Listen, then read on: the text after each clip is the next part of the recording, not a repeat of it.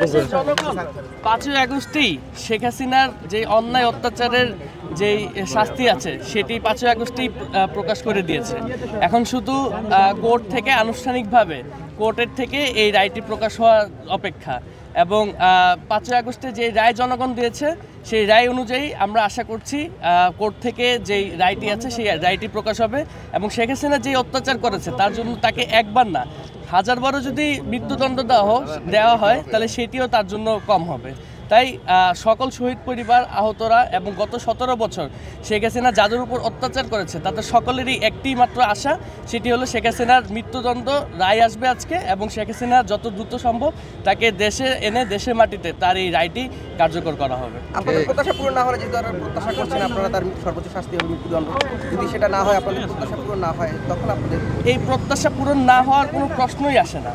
কারণ বাংলাদেশের জনগণ, আমি ইতিমধ্যেই বলেছি, 5ই আগস্টে তাদের রায় দিয়ে দিয়েছে।